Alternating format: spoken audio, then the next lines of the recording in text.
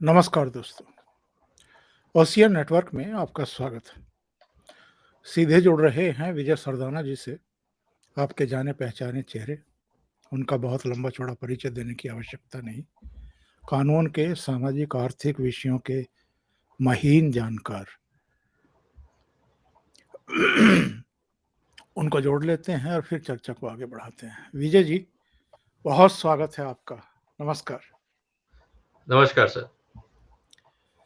विजय जी, आज हम इस मुद्दे पर बातचीत करेंगे कि ये राहुल गांधी और विशेषकर कांग्रेस के नेताओं के निशाने पर प्रधानमंत्री नरेंद्र मोदी हैं, वो तो समझ में आता है, लेकिन उन्हीं के स्टेट से संबंध रखने वाले दो बड़े उद्योगपतियों, जिन्होंने न केवल देश की अर्थव्यवस्था में महत्वपूर्ण योगदान दिया है, बल्कि दुनिया भर में देश का नाम रोशन किया है और एक डंका बजवाया है अपने जो भी वो अपने उद्योग जगत में जो भी स्थान रखते हैं और जो एक वैश्विक पहचान भारतीय उद्योग जगत को दी है, उसकी वजह से ये राहुल गांधी, अडानी, अंबानी, मोदी इन सब पर अटैक क्यों करते रहते हैं? आपकी कुछ समझ में आता है क्या? ओंकार जी, सबसे पहले आपको और सभी दर्शकों को मेरा प्रणाम। जी, बहुत स्वागत है। देखिए ओंकार जी, समस्या क्या हो गई है कि पिछले 10 साल में, मतलब 9 साल हम ये मान लेते हैं करीब, कोई अभी तक ऐसा मुद्दा अपोजिशन के हाथ में नहीं आया था कि वो प्रधानमंत्री को घेर सके। और दूसरी तरफ हिंदुस्तान में ट्रैक रिकॉर्ड ये रहा है पॉलिटिक्स में कि चाहे वो बोफोर्स का कांड रहा हो या उसके बाद 2G रहा हो, कोलगेट रहा हो, जितने भी घोटाले हुए हैं उसमें सरकार और कॉरपोरेट्स या प्राइवेट सेक्टर की मिली भगत में जब करप्शन को प्रोजेक्ट किया गया तो उसका पॉलिटिकल डिविडेंड मिला था। उसी फॉर्मूले को यूज करने की एक बार फिर कोशिश है राहुल गांधी और टीम के द्वारा। और ये फॉर्मूला क्योंकि उनको पता है कि अब अगर हम ये बोलेंगे कि सड़कें नहीं बन रही हैं तो वो दुनिया देख रही है, अगर हम ये बोलेंगे कि देश में रेलवे सुधार नहीं हो रहा है तो वो भी दिख रहा है, एयरलाइंस में सुधार नहीं हो रहा है तो वो भी दिख रहा है, टेलीकॉम में प्रॉब्लम है तो वो भी दिख रहा है, बैंकिंग सिस्टम में सुविधा नहीं है तो वो भी सबको दिख रहा है। तो जो जो चीजें दुनिया में सबको दिख रही हैं उसको मुद्दा मत बनाओ, क्योंकि वो एविडेंस स्टेबल नहीं है। आप ऐसे एविडेंस निकाल के लाओ जो जनता क्रॉस वेरीफाई नहीं कर सके और वो एक दाग लग जाए और हम उसके ऊपर आगे की राजनीति कर लें। ये कहीं ना कहीं एक एक्शन प्लान है ऑपोजिशन का। इसीलिए चाहे वो राफेल का मुद्दा हो, क्योंकि सबको पता है कि डिफेंस डील्स पब्लिक नहीं होती हैं, फिर चाहे अब वो अडानी का मुद्दा हो, उसको लेके मुद्दा बना है, तो कहीं ना कहीं वो पहले सूट बूट की सरकार थी, फिर हम दो हमारे दो, अब इस बार इंटरेस्टिंगली उन्होंने अंबानी साहब को नहीं घेरा है, अब दो को छोड़ के एक पे आ गए हैं। तो ये चीजें इंटरेस्टिंग है, क्योंकि इतिहास ये बताता है कि अगर आप सरकार और प्राइवेट सेक्टर को किसी तरह से गठबंधन में शामिल कर लो और ये प्रूव कर दो कि देखिए सरकार ने प्राइवेट सेक्टर को फायदा पहुंचाने के लिए गड़बड़ करी है, तो जनता पे इसका पॉलिटिकल डिविडेंड मिलता है। और उसी की कोशिश, जैसा मैंने पहले कहा, और ये प्रयास उसी दिशा में है। विजय जी, ये जानना चाहेंगे, ये तो हम और आप सब जानते हैं, पूरी दुनिया जान चुकी है कि दो गुजरातियों ने कांग्रेस का भुस भर दिया। ये गुजराती हैं नरेंद्र मोदी और अमित शाह। और अतीत में कांग्रेस की यूपीए सरकार के नेतृत्व में एजेंसियों ने इन दोनों को फंसाने के लिए क्या कुछ नहीं किया है, ये भी हमारे सामने है, आपके सामने है। कहीं ये एक बड़ी वजह तो नहीं है कि इनको लगता है 2014 में भी 2019 में भी इन दोनों गुजरातियों पर कोई पार तो पा नहीं पाई है कांग्रेस भी, राहुल भी, उनकी मम्मी भी। और एक दुष्प्रचार मौत के सौदागर से शुरू हुआ था 2007 से, जो तरह तरह की गालियां अभी भी बकी जा रही हैं एक तरीके से प्राइम मिनिस्टर को, एक ऐसे प्राइम मिनिस्टर को जो 1984 के बाद से पहली बार इतना बड़ा बहुमत लेकर के 2014 में इंडिपेंडेंटली, यानी भारतीय जनता पार्टी का पूर्ण बहुमत 1984 के बाद किसी पार्टी को मिला, फिर रिपीट किया 2019 में, और उससे भी ज्यादा बहुमत, उससे भी बड़ा बहुमत।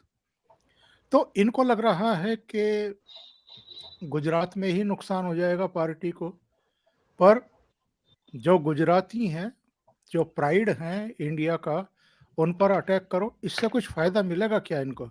इसके पीछे की मानसिकता क्या है?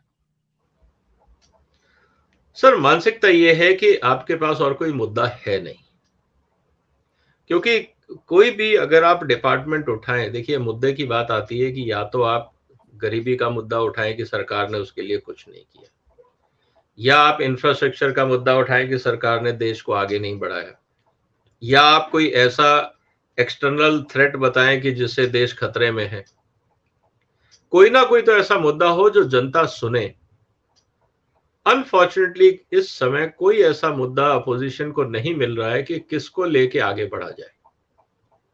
तो जैसा मैंने कहा कि एक फॉर्मूला है राजनीति में कि आप करप्शन को उछालो, और करप्शन में भी कि भाई मंत्रियों ने भ्रष्टाचार किया या किसी और ने किया तो शायद वो टिकेगा नहीं, क्योंकि मोदी जी उस मंत्री को हटा देंगे।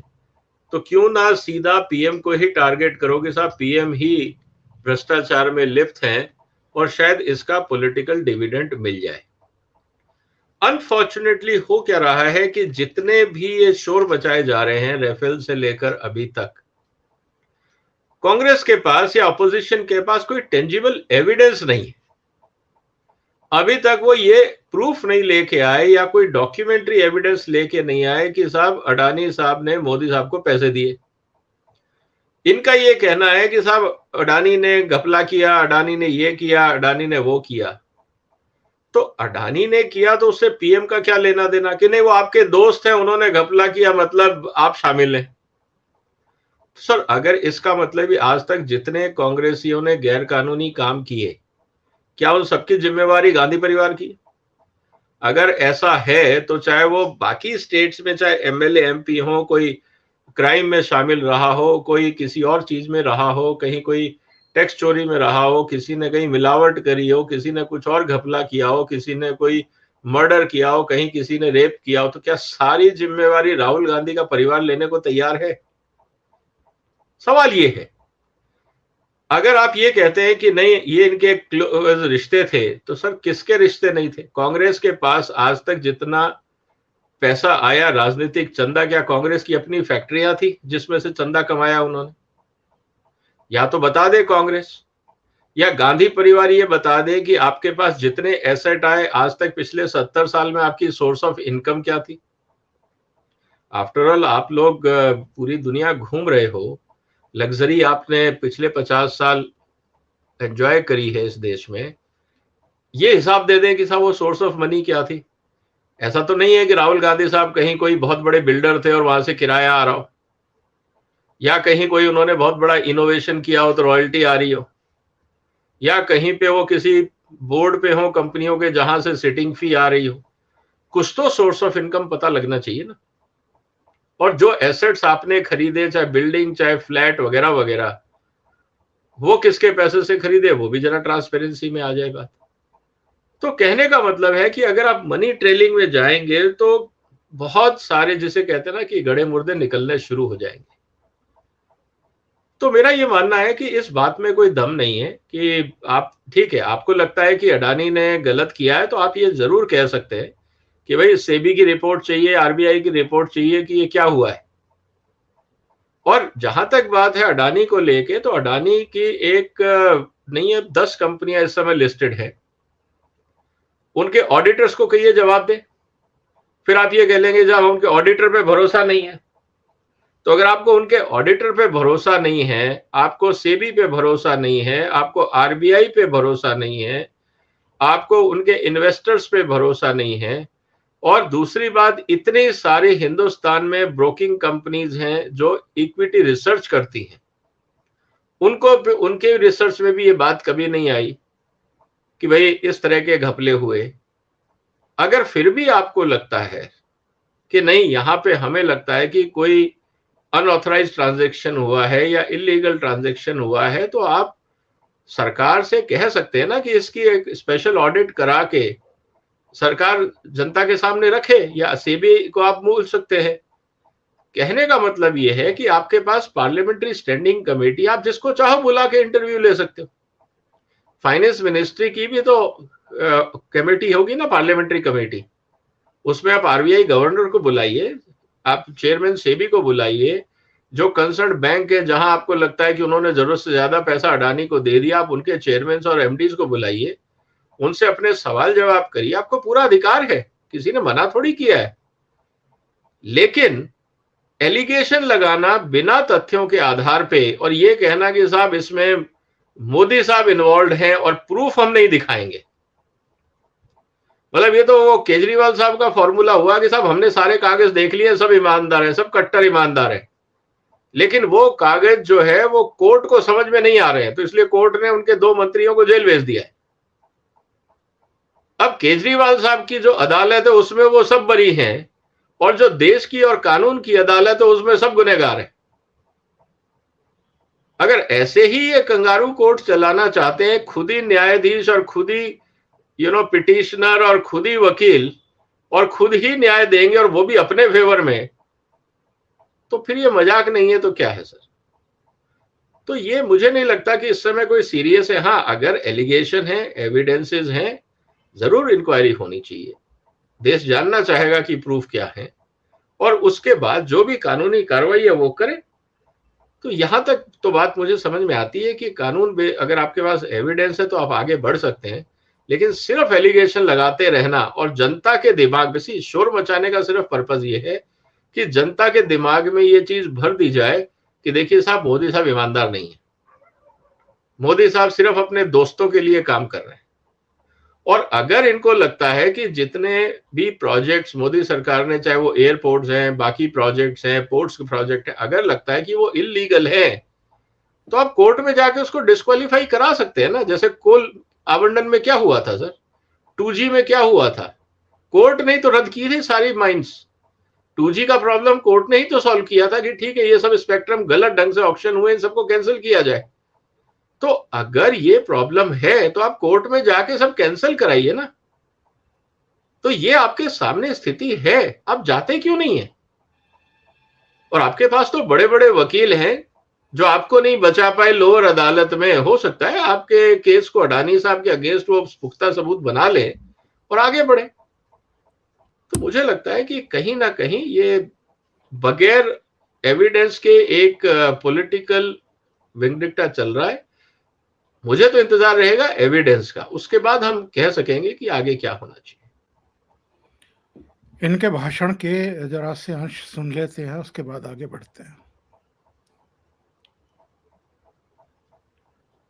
आपके ध्यान को हटाने के लिए किया जा रहा है, और फिर जो भी आपका पैसा है, किसानों का, मजदूरों का, आपके एयरपोर्ट, आपके पोर्ट, आपकी सड़कें, सीधा किसके जेब में? इनके मालिक के जेब में। इनको कौन चलाते हैं, नाम बताओ।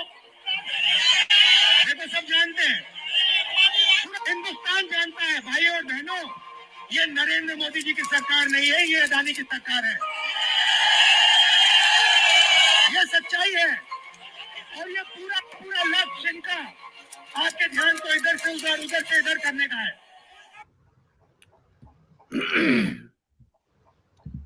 क्या कोई प्रधानमंत्री, क्या कोई सरकार 8-9 साल के अपने कार्यकाल में किसी कारोबारी को इतना बड़ा बना सकती है, विजय जी? देखिए सर, 2 स्थितियां होती हैं। जैसा मैं राहुल गांधी जी ने जो कहा कि देखिए आपका पैसा अडानी को दे दिया। अब सवाल ये है कि आपका पैसा मतलब इनमें से कितने शेयर होल्डर होंगे अडानी के, कम से कम ये तो पूछ लेते।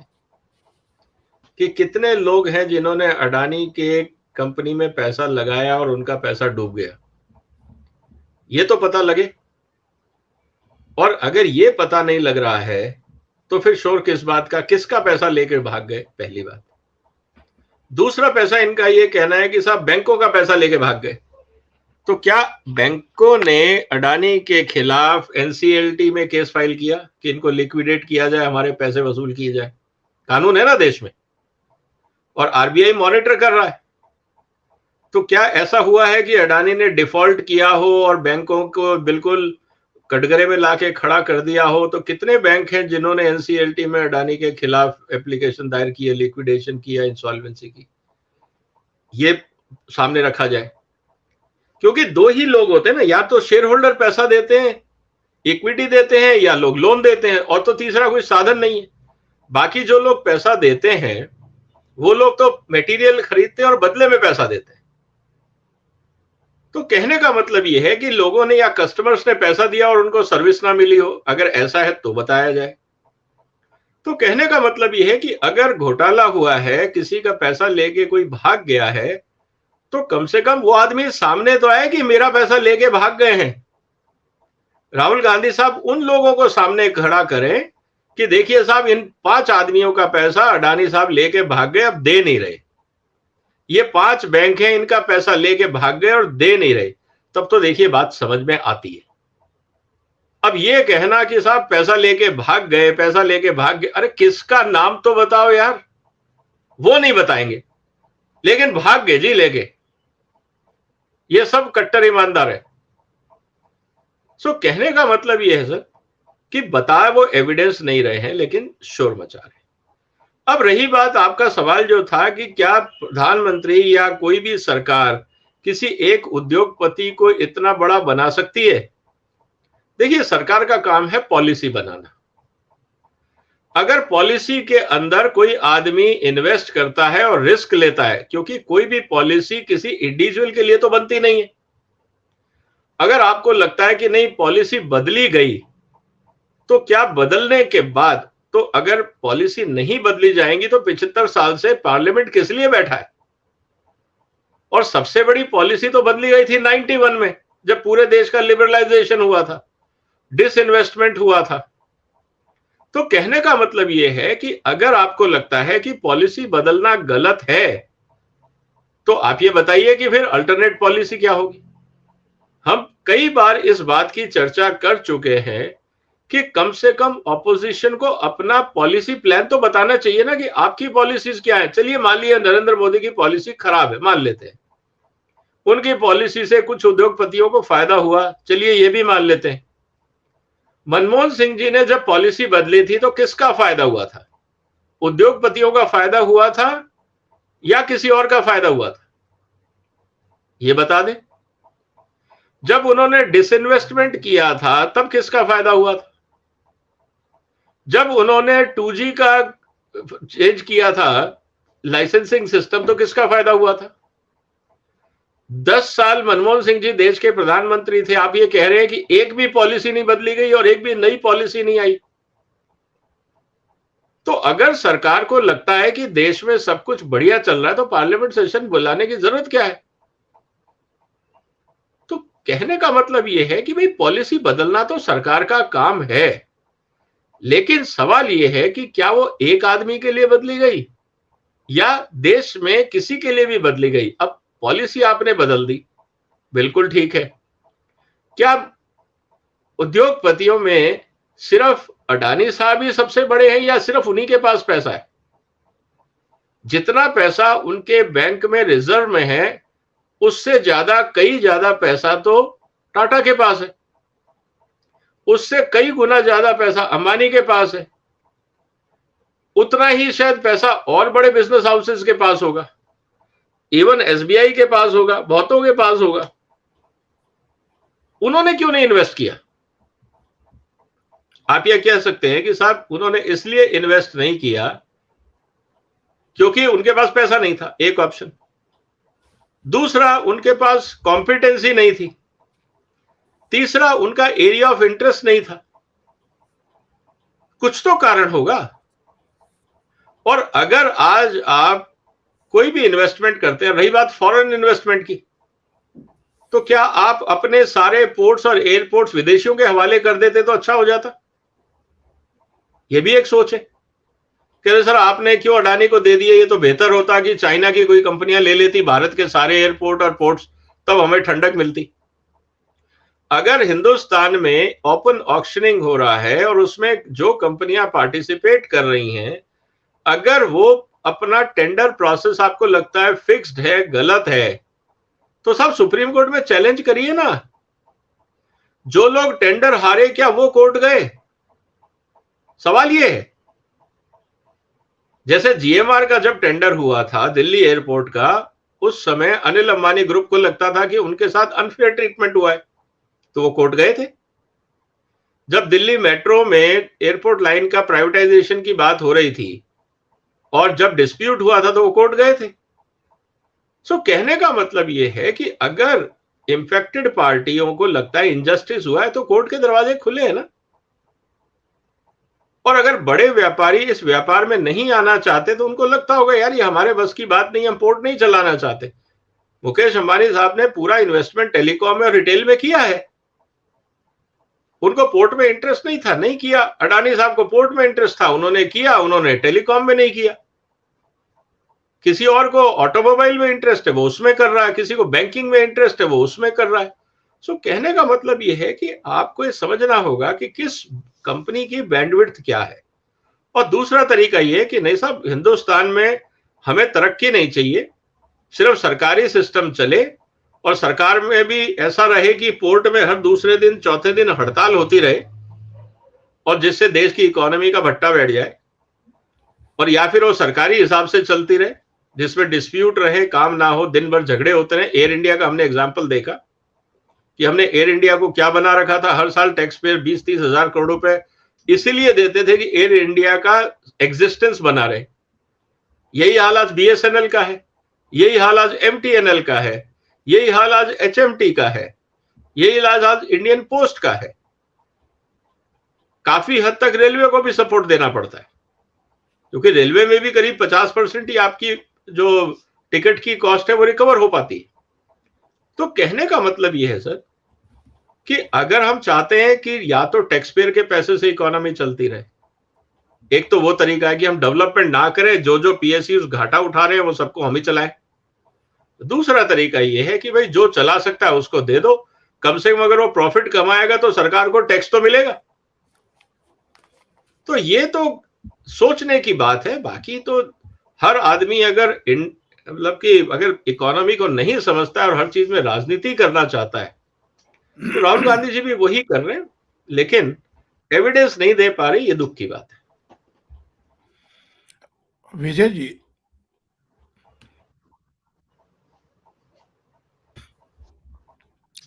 कई देशों को भारत का जो उभार है वो रास नहीं आ रहा है। इनमें चीन भी है, इनमें अमेरिका भी है, इनमें ब्रिटेन भी है। जिस तरीके से हिंडनबर्ग की रिपोर्ट आई, अडानी को निशाना बनाया गया, उसके बाद जॉर्ज सोरोस ने बाकायदा लिखित वक्तव्य पढ़ा। इससे भी इस बात की पुष्टि होती है कि विदेशी ताकतें जो हैं भारतीय उभार को और भारतीय उद्योगपतियों के वैश्विक होने को पचा नहीं पा रही हैं। ऐसे में अगर प्रमुख विपक्षी दल का कोई नेता भी उनके सुर में सुर मिलाता हुआ दिखाई दे तो क्या ये संदेह नहीं होता कि वो उनके इशारे पे काम कर रहा है? सर ये तो देखिए दुनिया का उसूल है और खासकर भारत जैसी अर्थव्यवस्था को कोई नहीं चाहेगा कि वो आत्मनिर्भर बने। उदाहरण के लिए कि आज पहले आप करीब 10-20 बिलियन डॉलर का मोबाइल फोन आयात करते थे, आज आप 5-7 बिलियन डॉलर का मोबाइल फोन एक्सपोर्ट करने में लग गए। तो सर जहां से आयात होता था वो आपसे कमाते थे। अब आपने पॉलिसी बदली, पॉलिसी बदलने से हिंदुस्तान में मोबाइल बनने लगे। उसका फायदा ये हुआ कि आपको आयात नहीं करना पड़ रहा, आज मेक इन इंडिया पे काम चल रहा है और अब आप उसी क्वालिटी का फोन बना रहे हैं जो दुनिया में कहीं भी बन सकता है, मतलब कि वर्ल्ड क्लास क्वालिटी। जब आप वर्ल्ड क्लास क्वालिटी का फोन हिंदुस्तान में बना रहे हो और यहां से एक्सपोर्ट कर रहे हो, तो आप समझिए कि जो लोग हिंदुस्तान को एक्सपोर्ट कर रहे थे पहले, मतलब पहले 5-7 बिलियन डॉलर का फोन आता था, वो हाथ से गई बाजार। अब जो वो दूसरे देशों में 5-7 बिलियन डॉलर का एक्सपोर्ट करते थे, वो बाजार गया। तो 10 बिलियन डॉलर का बाजार अगर हाथ से चला जाता है, तो सर कहीं ना कहीं तो अनएम्प्लॉयमेंट होगा, कहीं ना कहीं तो राज्य उन देशों का रेवेन्यू घटेगा, कहीं ना कहीं तो प्रॉब्लम आएगी। अब वो आपसे खुश क्यों होंगे? सवाल ये है। फिर भारत ने बहुत सारी डिफेंस आइटम्स को बोल दिया कि इंपोर्ट नहीं करेंगे, मेक इन इंडिया ही होगा। अब सवाल ये आ जाता है घूम फिर के कि मेक इन इंडिया जब आप कर रहे हो, तो जो लोग पहले वो एक्सपोर्ट करते थे, अब वो नहीं काम चल रहा। फिर आप कह रहे हो कि नहीं जी, हिंदुस्तान में हम हाइड्रोजन पे काम करेंगे, हम बायोगैस पे काम करेंगे, हम सीएनजी पे काम करेंगे, हम मतलब कि सौर पावर पे काम करेंगे, ई व्हीकल हम खुद बनाएंगे। तो जब सब कुछ आप कर लोगे, तो हमने जो फैक्ट्रियां लगाई हैं उनका क्या होगा? और ये आदमी आ गया एक, जो सारा हमारा बना बनाया बिजनेस प्लान बिगाड़ रहा है। चाइना दुखी इस बात से है कि हमारा एक्सपोर्ट बंद हो रहा है, हमारे एप्स बंद हो गए।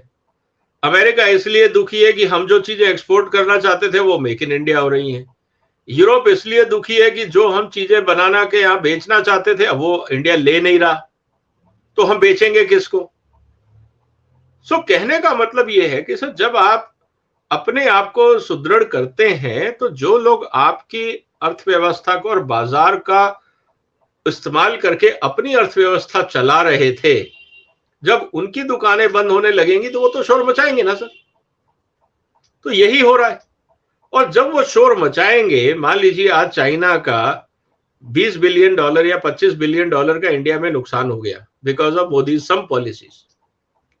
अब मोदी को दुखी करने के लिए और कुर्सी से हटाने के लिए अगर 25 बिलियन डॉलर का नुकसान हुआ है, अगर मुझे हिंदुस्तान में 25 मिलियन डॉलर, जो 1/1000वां हिस्सा है, अगर मुझे खर्चना पड़ जाए मीडिया में, पॉलिटिकल पार्टीज में, एनजीओज में, हर तरह के तमाशे में, यूट्यूबर्स में, और इससे मोदी की छवि खराब हो जाए इस उम्मीद में कि 2024 में वो हार जाए ताकि हमारी दुकानें फिर से चल निकले, इससे अच्छा और क्या है सर मॉडल?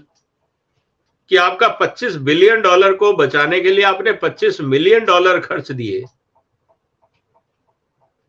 तो दिक्कत क्या है सर? हर आदमी खर्चेगा। और अगर दुनिया में लॉबिंग नहीं हो रही होती, तो फिर ये तमाशे क्यों?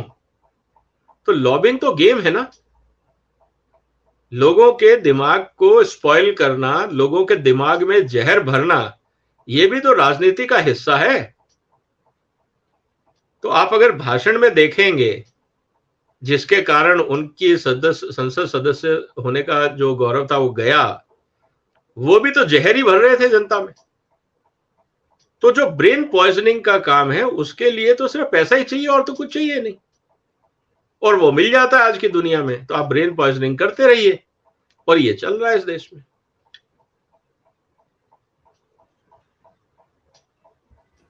आपने अभी चर्चा की रक्षा सुरक्षा से जुड़े हुए जो हमारे उपकरण हैं, वो चाहे जहाज हैं, हेलीकॉप्टर हैं, लड़ाकू विमान से लेकर के तमाम उपकरण करीब 100 के आसपास अब भारत में बनने शुरू हो गए हैं। भारत की कंपनियां बना रही हैं। हमारा DRDO से लेकर के HAL वगैरह सब ये लगे हुए हैं। कुछ निजी कंपनियों को भी दायित्व सौंपे गए हैं। बहुत बड़े पैमाने पर विदेशों से रक्षा उपकरण मंगाए जाते थे। इनमें इजराइल भी है, इनमें रूस भी है, फ्रांस भी है, अमेरिका भी है। अब उन पर निर्भरता कम हो रही है, और रक्षा सौदों में जो दलाली ली जाती थी, खाई जाती थी, वो सर्वविदित है। तो ये जो काम नरेंद्र मोदी की अगुवाई में हो रहा है, ये पच नहीं पा रहा है इन लोगों को। सर देखिए, ऐसा है कि हर एक का बिजनेस मॉडल है। कुछ एनजीओ थे जिनका विदेशी पैसा आता था, उस पर आपने ताला लगा दिया। फिर आपने बाकी जो सोर्सेज ऑफ फंड्स थे उन पे ताला लगा दिया।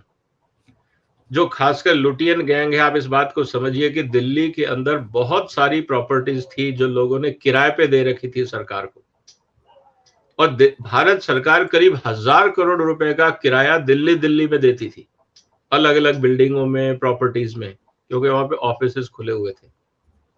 अब भारत सरकार ने अपनी ही सरकारी कॉलोनियों को रीडेवलप करके वहां ऑफिस स्पेस निकालना शुरू कर दिया ताकि देश का पैसा बचे। अब वो सब लोग जिनकी दुकानें बंद हो रही हैं, तो वो तो गैंगअप होंगे ना सर, वो क्यों नहीं होंगे? तो इसका मतलब जो आदमी शोर मचा रहा है, कम से कम हमें ये तो देखना चाहिए कि इसका क्या नुकसान हुआ है। चाहे वो यूट्यूबर्स हो, आपने ऐसे बहुत सारे यूट्यूबर्स देखे होंगे जो सुबह शाम उनका एक ही काम है मोदी साहब को गाली देना। अगर आप उनका इतिहास पे देखेंगे तो वो सब शायद जब से मोदी साहब आए हैं सत्ता में, तब से उन सबकी नौकरी गई हुई है। तो वो गुस्से में क्या करेगा? आपने उसकी जिंदगी छीन ली, तो वो तो आपको सुबह शाम गाली देगा, और गाली देने के लिए आजकल यूट्यूब मिला हुआ है सबको। तो कहने का मतलब है कि जब आदमी किसी की तारीफ करता है या आदमी किसी की बुराई करता है, उसके पीछे कोई ना कोई कारण होता है, और जब तक हम उस कारण को नहीं समझेंगे, हम उसके वस्तु स्थिति को समझ नहीं पाएंगे कि ऐसा वो क्यों कर रहा है। राहुल गांधी साहब को भी पता है कि वो उनका काम एज ए ऑपोजिशन में है, तो उनको सरकार को क्रिटिसाइज ही करना है, और सरकार का काम है कि ऑपोजिशन से ज्यादा आगे निकलना, क्योंकि उनको दोबारा सत्ता में आना है। तो ये तो टसल रहेगी, ये कंपटीशन तो रहेगा, लेकिन दुख तब होता है कि जब लोग मर्यादा भूल जाते हैं। आप लड़िए, खूब लड़िए। एक शेर है सर, अगर आप इजाजत दे तो मैं सुना देता हूं, कई दिनों बाद मौका मिला है। जरूर जरूर। मेरा ये है कि मेरे पिताजी अक्सर कहा करते थे जब मैं स्कूल में था कि दुश्मनी करो तो जम के करो, दुश्मनी करो तो जम के करो, मगर इतनी गुंजाइश रहे फिर कभी मिले तो शर्मिंदा ना हो। तो हकीकत यह है कि आप लड़िए, खूब लड़िए, लेकिन इस हद तक ना चले जाएं कि एक दूसरे को आप शक्ल भी देखना पसंद ना करें। अगर एक पार्लियामेंट में आए तो दूसरा गायब हो जाए। तो ये जो पहले भी होता था, अगर आप वाजपेयी साहब के टाइम पे भी देखें तो ऐसा नहीं था कि उस समय पार्लियामेंट में विपक्ष नहीं हुआ करता था, विपक्ष मजबूर होता था, मतलब मजबूत होता था, आज से काफी मजबूत विपक्ष था, एक दूसरे की टांग भी खींची जाती थी, लेकिन उनकी दोस्ती भी थी। तो मुद्दों की लड़ाई थी, पर्सनल लड़ाई नहीं थी। अब प्रॉब्लम यह हो गया है कि ऑपोजिशन के पास मुद्दे नहीं है, इसीलिए वो पर्सनल लड़ाई पे आ गए। तो जब भी कोई लीडर पर्सनल अटैक करता है तो समझ लीजिए कि उसके पास मुद्दा नहीं है, और जब मुद्दा नहीं है तो आप राजनीति कर क्या रहे हो? इसका मतलब आप जनता से वोट ले रहे हो इस बात के लिए कि मेरे को मोदी पसंद नहीं है, इसलिए आप भी उससे नफरत करो। तो जनता कहेगी ठीक है साहब, फिर जिताए किसको? या तो आप बोल दो कि आप प्राइम मिनिस्टर के दावेदार हो, मैं आऊंगा और आपका भला करूंगा। आप ये भी नहीं बोल रहे हो कि I am the contestant. Rahul Gandhi साहब ये तो बोल दें कम से कम, तो जनता अपना मन बनाना शुरू करे कि राहुल गांधी को प्राइम मिनिस्टर बनाना है। आप वो भी नहीं बोल रहे। फिर आप कहते हैं कि अच्छा लालू जी को बनवा दो, आप उनका नाम भी नहीं ले रहे। केजरीवाल को पीएम बना दो, आप उनका नाम नहीं ले रहे। उद्धव ठाकरे को बना दो, आप उनका नाम नहीं ले रहे। स्टालिन को बना दो, आप उनका नाम नहीं ले रहे। चंद्रबाबू जी को बना दो, वो भी नाम। तो आप बनाना किसको चाहते हो वो आप बता नहीं रहे। जो सत्ता में है वो आपको पसंद नहीं, तो एज ए वोटर मैं कहां जाऊं? मेरे को तो चॉइस दो यार, वो हमारे पास है नहीं। तो क्या होता है, एक लिमिट के बाद ये जो चीजें हैं ये बाउंस बैक करने लगती हैं, ये बैकफायर करने लगती है। ये कटघरे में राहुल गांधी साहब बड़ी जल्दी आ जाएंगे इन्हीं सवालों को लेके कि ठीक है मान लिया मोदी सरकार खराब है, तो अगला प्रधानमंत्री चेहरा कौन होगा इन्हें अब इलेक्शन के बाद बताएंगे। ऐसे थोड़ी होता है यार, जनता मूर्ख नहीं है। पहले लोग आप पे भरोसा कर लेते थे, सोशल मीडिया का जमाना है, ऐसे नहीं चलता है। तो आपकी रणनीति और आपका एक्शन प्लान क्लियर होना चाहिए, तभी तो जनता जुड़ेगी। लेकिन आप कहते हैं नहीं, जनता मेरे पे सिर्फ भरोसा करे, जैसा मैं कहता हूं वैसा करे, मेरे से सवाल ना करे। ऐसा नहीं होता सर, ये दुनिया बदल गई। विजय जी, पिछले दिनों मैं अमित शाह का एक इंटरव्यू सुन रहा था। उनसे यही पूछा गया था कि प्रधानमंत्री नरेंद्र मोदी को लगातार टारगेट किया जा रहा है, अडानी उनके मित्र हैं, उनको फायदा पहुंचाया, इस तरह का प्रचार किया जा रहा है। तो मुझे उनका जवाब बहुत कन्विंसिंग लगा। उन्होंने कहा कि देखिए ऐसा है, अगर नरेंद्र मोदी की छवि ऐसी है तो इनके आरोप चस्पा हो जाएंगे, और अगर छवि ही ऐसी नहीं है, अतीत ही ऐसा नहीं है, तो ये लाख सुबह शाम उन पर अटैक करते रहें, आरोप लगाते रहें, उनकी छवि खराब नहीं कर पाएंगे। तो ये जो जैसे जैसे 2024 का चुनाव नजदीक आ रहा है और बौखलाहट बढ़ती जा रही है, कांग्रेस के नेताओं में भी और दूसरे विपक्षी दलों के नेताओं में भी, एक बड़ी वजह यही है कि नरेंद्र मोदी तो लगे हुए हैं देश के विकास के लिए, उसकी प्रतिष्ठा बढ़ाने के लिए, पूंजी निवेश लाने के लिए। और यहाँ भी चाहे अडानी हो, अंबानी हो, दूसरे उद्योग जगत हो, टाटा हो, बिरला हो, वो भी इनके सहायक बन रहे हैं। अभी हमने उत्तर प्रदेश में देखा है 33 लाख करोड़ के पूंजी निवेश के ऑफर आ गए। अलग अलग राज्यों में हम देख रहे हैं ये चीजें चल रही हैं। तो ये बौखलाहट की वजह है कि नरेंद्र मोदी को श्रेय ना मिल जाए नेक्स्ट स्टेप पर भारत को ले जाने के लिए, और बदलते हुए देश को बनाने का जो है श्रेय नरेंद्र मोदी को ना मिल जाए, और जो भी उनके सहायक हैं इस काम में, उनको भी लपेटे में ले लो ताकि वो डर जाए। सर देखिए, जो आपने कहा कि मैंने यही बात कही ना कि देखिए आज हर आदमी राहुल गांधी को सुन रहा है, क्योंकि उनको लगता है कि जो शायद राहुल गांधी ने आवाज उठाई है संसद में और संसद के बाहर, उसमें कुछ तो दम है। अभी पहले ट्रेलर में ये चीजें सबको समझ में आ रही, लेकिन जैसे जैसे समय निकलेगा लोग काउंटर क्वेश्चन करने लगेंगे कि राहुल जी बिल्कुल सही कहा आपने कि अगर ये हुआ है वो हुआ है, तो आज तक आप प्रूफ क्यों नहीं दे पाए? अभी आपने ये बात करी, हमने आपकी बात मान ली, अभी आप बहुत बिजी हो ये भी हमें पता है, लेकिन 2 हफ्ते बाद, 3 हफ्ते बाद जब ये गर्मी थोड़ी कम होगी, तब अगला सवाल तो प्रेस कॉन्फ्रेंस में लोग यही पूछेंगे ना कि राहुल जी कोई एविडेंस है क्या? तो फिर वो कहेंगे नहीं नहीं नहीं, देखिए ऐसा कैसे हो सकता है, इसका मतलब आप सिर्फ स्पेकुलेट कर रहे हैं। तो फिर आप एक काम करिए ना, जरा पार्लियामेंट में, सुप्रीम कोर्ट में केस दायर करवा दीजिए कि जितना आज तक अबंडन हुआ है अडानी को सबको कैंसिल किया जाए, फिर तथ्य और सामने आ जाएंगे। लेट कोर्ट डिसाइड, क्योंकि आपके पास विकल्प सारे हैं, तो आप यूज करिए ना उनका। आप एविडेंस दिखा नहीं रहे, आप कोर्ट जा नहीं रहे, आप कोई प्रूफ दे नहीं पा रहे, आपके पास ये कोई एविडेंस नहीं है कि मोदी साहब को पैसा मिला। अब आप कहते हैं कि नहीं जी कॉर्पोरेट फंडिंग बीजेपी को हो रही है, तो भैया बीजेपी को अगर हो रही है तो भाई बहुत सीधी सी बात है सर, अगर मैं एमडी हूं कंपनी का, तो मैं राहुल गांधी को या केजरीवाल को या लालू प्रसाद यादव जी की पार्टी को या किसी और पार्टी को चंदा देने से पहले ये तो सोचूंगा ना कि भाई देश का भला किसमें है, क्योंकि मेरे पास तो सीमित साधन है, मैं हर एक को तो दे नहीं सकता, और अगर देना भी चाहूंगा तो एक रेशो में बांटूंगा कि ठीक है यार, जिसके जितने एमपी उसको उतने 1000 रुपए दे देता हूं मैं, तो आपके सामने अपने आप हो जाएगा। तो कोई ना कोई तो फॉर्मूला, कोई ना कोई तो लॉजिक कोई भी डोनर लगाएगा। सो ये हम कैसे मान लें कि आप जो कह रहे हो वो सब ठीक? एक समय था जब आप पूरा जो कॉर्पोरेट फंडिंग आता था वो कांग्रेस को आता था, आज नहीं आ रहा है। कभी मायावती जी को आता था, कभी मुलायम जी को आता था। तो कहने का मतलब ये है कि आप इस बात को ये क्यों मानने को तैयार नहीं है कि दुनिया में हर आदमी के पास दिमाग है, हर आदमी सोच समझ के काम करता है, कोई जरूरी नहीं है कि वो सोच आपसे मेल खाती हो। मैं अपने हित के लिए काम कर रहा हूं, आप अपने हित के लिए काम कर रहे हो, इसमें दिक्कत क्या है? इकोनॉमी का आधार ही यही है कि हर आदमी अपने भले के लिए मेहनत करता है। अगर ऐसा नहीं होता तो दुनिया में इकोनॉमिक एक्टिविटी चलती ही नहीं।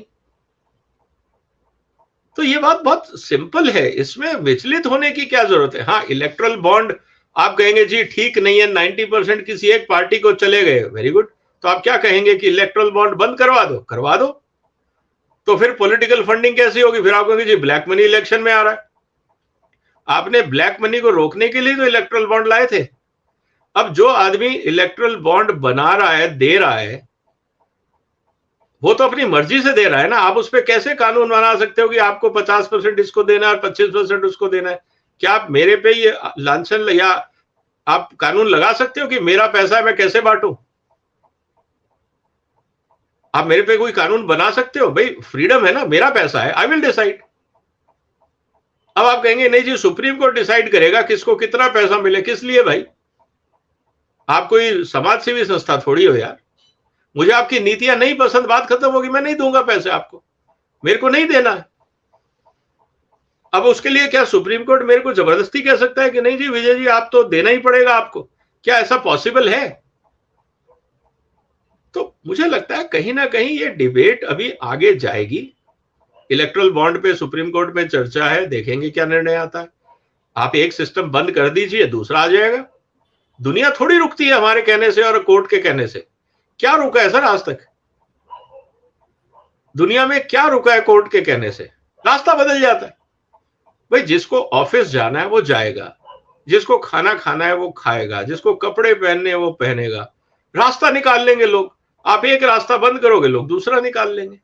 आप एक पॉलिसी आपको लगता है ठीक नहीं है, दूसरी बन जाएगी। और अगर आप ऐसी पॉलिसी बनाते हो जिससे सब कुछ ही रुकने का है, लोग कानून तोड़ेंगे। इसमें दिक्कत क्या है? आज तक आपने कस्टम ड्यूटी इतनी ज्यादा रखी हुई थी तो स्मगलिंग होती थी ना, क्योंकि आप सीधी तरीके से सामान लाने नहीं दे रहे। मेरे को चाहिए, मैं आपको कस्टम ड्यूटी देने को तैयार हूं, 10-12% आप मेरे से ले लीजिए, लेकिन आप कहेंगे 80% में कस्टम ड्यूटी लूंगा, तो ठीक है आप लेते रहिए। मैं उसको, लोग अपने जो बैगेज है उसमें डाल के ले आते थे। सोना था, लोग चूड़ियां पहन के ले आते थे। कहीं लिखा हुआ है कि आप चूड़ी पहन के नहीं आओगे? या मंगलसूत्र बनवा के लोग बाहर से ले आते थे, मना है कहीं लाना? तो ये कहने का मतलब ये है कि आप जब तक लॉजिकल नहीं होंगे तब तक आप देश को गवर्न नहीं कर सकते। सिर्फ इमोशन से और शोर मचाने से या कानून की किताब दिखाने से देश नहीं चलता है। इसीलिए हर कदम पे संविधान में लिखा हुआ है कि राष्ट्रपति साहब अपने विवेक का इस्तेमाल करेंगे, सरकार अपनी विवेक का इस्तेमाल करेगी, गवर्नर अपनी विवेक का इस्तेमाल करेंगे, क्योंकि विवेक को आप डिफाइन नहीं कर सकते। आप ये नहीं कह सकते कि कल से ऐसा होगा।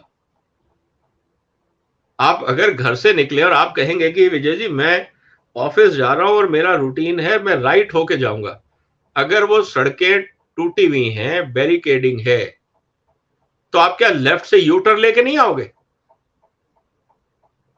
कहीं लिखा हुआ है कि आपको राइट ही जाना है और राइट का रास्ता बंद है तो उस दिन ऑफिस की छुट्टी? ऐसे नहीं होता है क्या? तो मुझे लगता है कि हम लोगों को लॉजिकल होना पड़ेगा, प्रैक्टिकल होना पड़ेगा। सिंपली ये कहने से कि कानून एक इंटेंशन बताता है, कानून हर परिस्थिति को एक्सप्लेन नहीं कर सकता।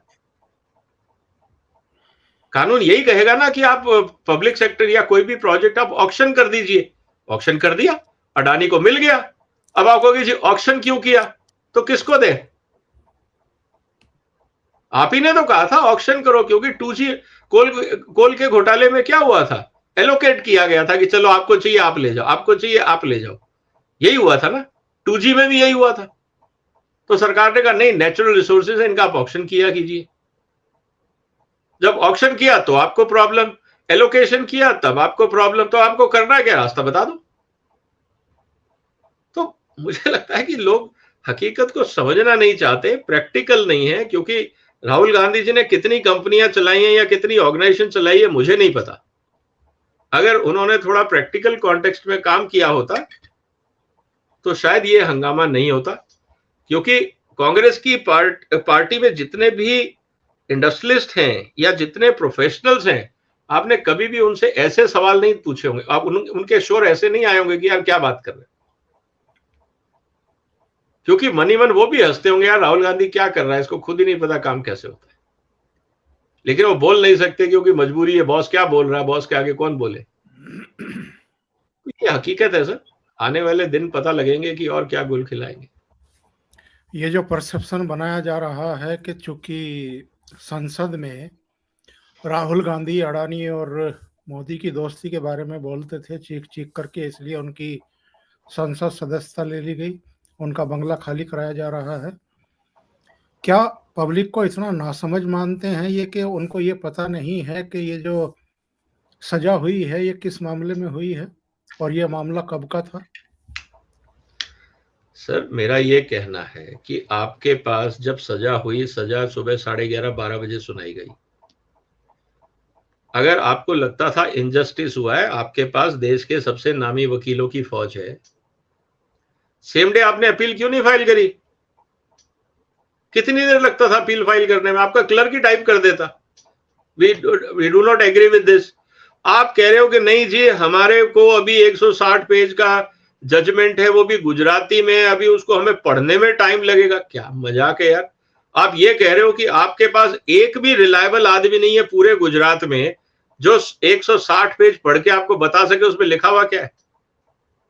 मतलब कांग्रेस का एक भी लीडर नहीं है जो गुजराती पढ़ सके, और डबल स्पेसिंग में होता है ना कोर्ट ऑर्डर, तो टेक्निकली कितने पेज होंगे? 80 पेज, वो भी बड़े फॉन्ट में। मेरे पास है कॉपी उस ऑर्डर की। 80 पेज पढ़ने में कितना टाइम लगता है? आधे में तो कहानी होती है कि इसने ये बोला, इसने वो बोला, इसने ये बोला, उसने वो बोला, लास्ट में जजमेंट होता है। तो आप जजमेंट पोर्शन पढ़ लीजिए ना, जो ऑर्डर का हिस्सा है। एविडेंस बाद में आप बहस करते रहिए। तो कहने का मतलब है कि ये, मुझे लगता है कि इनकी जो लीगल टीम है, या तो वो डायरेक्शन लेस है, या राहुल गांधी के दिमाग में कुछ और चल रहा है, वो कुछ और चाहते हैं। शायद इससे वो अपने आप को शहीद घोषित करवाना चाहते होंगे कि देखिए मैं जनता के लिए लड़ा और मुझे निकाल दिया गया। एक एक्शन प्लान ये भी हो सकता है। लेकिन आपने अपील क्यों नहीं दायर करी? सवाल ये भी तो है। जब आपको लगता है कि आपके साथ इनजस्टिस हुआ, लेकिन आप कोर्ट नहीं जा रहे रिलीफ के लिए, तो इनजस्टिस आप एक्सेप्ट क्यों कर रहे हैं? तो कहने का मतलब यह है कि कहीं ना कहीं उनको लगता है कि मान लीजिए हायर कोर्ट में रिजेक्ट हो जाता है, तब आप क्या करोगे? फिर तो कहीं के नहीं रहे आप। मान लीजिए आपने अपील करी और उससे जो ऊपर वाला कोर्ट है उसने भी रिजेक्ट कर दिया, हाई कोर्ट गए, उसने भी लोअर कोर्ट का जजमेंट एक्सेप्ट कर लिया, आप सुप्रीम कोर्ट गए, उन्होंने भी कह दिया नहीं जी जो हाई कोर्ट का डिसीजन है वो एक्सेप्टेबल हमें भी है। फिर आप कहां रहोगे? आप तो कहीं के नहीं रहे। फिर तो आप निश्चित रूप से कन्विक्ट घोषित हो गए और कोई रिलीफ नहीं मिली, तो बची कुछ इज्जत खत्म हो गई। तो आप ये खतरा मोल लेना नहीं चाह रहे, या तो ये एक राजनीति है जो आने वाले दिनों में हम सबके सामने आएगी, और देखते हैं कि हिंदुस्तान में राजनीति का स्तर और कितना गिरेगा, ये तो आने वाला वक्त बताएगा। आगे बढ़ने से पहले निवेदन है कि आप अगर ये वीडियो पसंद आ रहा है तो लाइक का बटन जरूर दबाएं, कमेंट भी करें अपना, और वीडियो को फॉरवर्ड जरूर करें। विजय जी, आपने ओशियन नेटवर्क के लिए समय निकाला और बहुत महत्वपूर्ण मुद्दे पर अपने विचार रखे। आपका बहुत बहुत धन्यवाद। Thank you so much. नमस्कार सर। वंदे मातरम। वंदे मातरम।